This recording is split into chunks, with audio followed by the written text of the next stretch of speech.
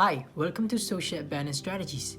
So if you still haven't noticed, there's a huge difference between INTJs and the rest of the world. And this is something that only INTJs will understand and a few more people. So in this video, I'm going to point that one thing out and I'm going to give you why we are different and a way to understand why we think the way we think. So let's get right into it. So the main question is this. How are introverts like us, who didn't use any special tricks to talk to others, can still be seen as confident? How do we manage to just stay in our room for most of the time and yet still make friends without being needy? And that is the big question that this channel will answer for you. Welcome to Social Abandon Strategies. Welcome back. So there are lots of differences between INTJs and the rest of the world. Mainly, it's about how we see the world. But there is one huge difference that is so obvious, but not everyone has really observed and really noticed that. So I want to point this one out today. And the huge difference that only INTJs and a few more people will understand is the way we view emotions, the way we control it, the way we view whether it is good, whether it is bad. Emotions are really common nowadays. Almost everyone else is emotional. And also, INTJs are also emotional from time to time. I'm not saying that they don't have any emotions. We do have emotions. But INTJs are logical creatures. We are very logical. Whatever we do, there is a reason behind it. We eat. Why? Because we are hungry. We go to work. Why? Because we need income. Because we want freedom. There is always some logical reason behind it. We don't just do it because we feel something. Most of us have good control over our emotions. We don't get emotional just because someone tells us something.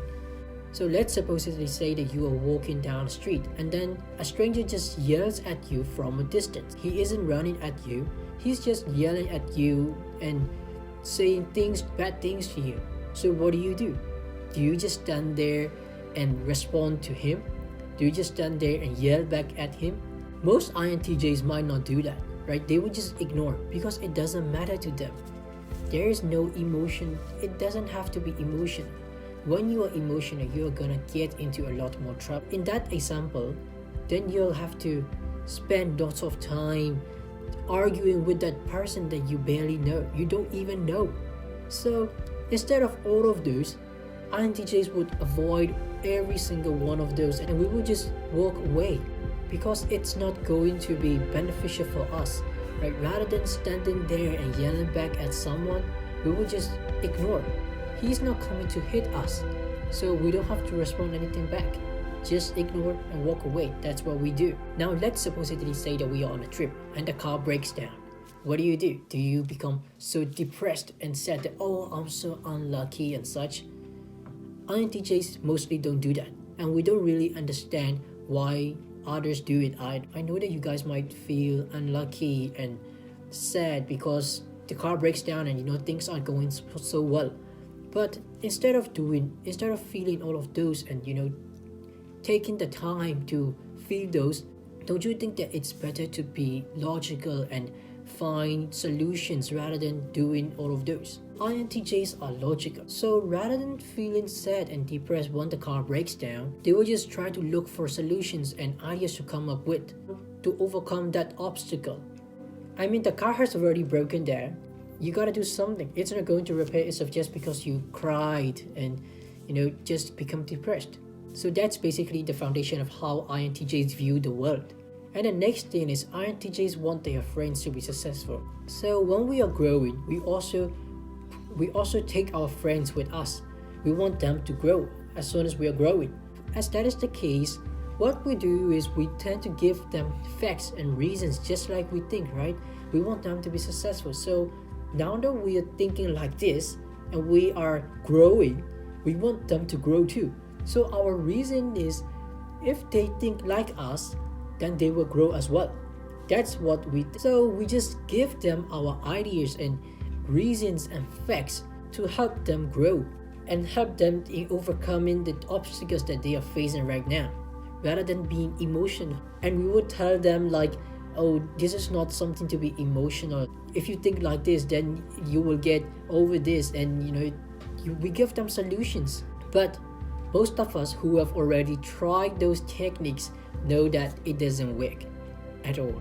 Unfortunately, only a few people in the world would really understand us and really be logical when the time comes, when difficulty arises. And usually people hate it when we give them reasons and facts to solve some problems, to explain and solve the things why they're sitting and being depressed. And what I learned from that is, hey Introverted Warriors, if you like this video so far, don't forget to subscribe and hit the notification button so that you will get notified every time I put out cool stuffs about how INTJs think. Sorry to interrupt, but let's continue.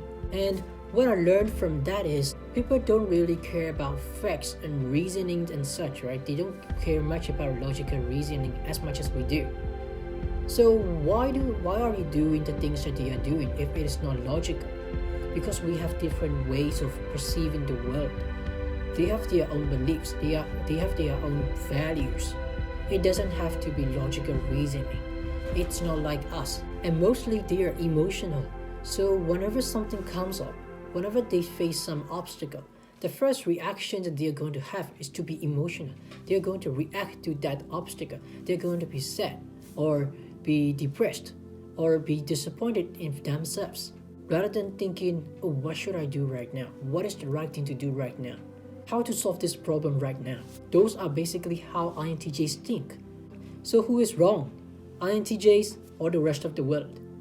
Basically, the way I see it is, everyone has their own opinions, they have their own beliefs, and they have their own values. So they can believe whatever they want. They can think however they want. After all, it's their life, right? It's not our life. So whatever they do, it's only concerned with them. And they have the right to feel what they want to feel. Even though all of us have the choice to choose to be negative right now, choose to be positive at this moment. But if they want to choose to be negative, then it's their choice, right? We can't say anything to that. And everyone has their own ways of coping with difficulties and differences. Doesn't necessarily mean that it is wrong or it is right. And nowadays, honestly, I'm trying to keep an open mind and trying to understand why people feel the way they feel, why they think the way they think. I'm just trying to understand them better so that I can communicate with my friends and influence them, because I want to influence them. Honestly, I'm being totally transparent with you guys. I want to be successful, and so I want to influence people around me. I want them to be successful too, so I gotta understand them to influence them. So that is what I'm trying to do. So yeah, I'm trying to understand emotions as an INTJ. And the next thing that I've come to realize is that even though you are pretty logical and your reasons and facts are pretty good, still not everyone is going to care about that. Not everyone is going to listen to you when you're stating facts and evidences and any type of those cases, because everyone thinks differently. So there is no right or wrong in this case. At least that's what I think.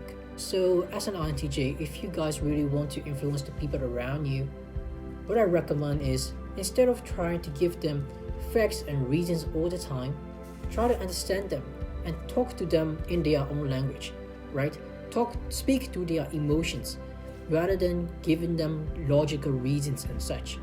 I'm not pretty sure how I have to do that, but I'm still learning. So I'll tell you guys when I know how. So to have peace in this world, do we just need to understand each other? And that's all for today.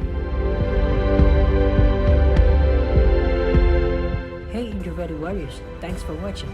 If you'd like to learn how to properly embrace your introverted qualities without feeling insecure, like the video, subscribe to this channel to be one of the Introverted Warriors, and watch another video of social abundance strategies, and we'll talk again very soon. Remember, one right mindset is all it takes.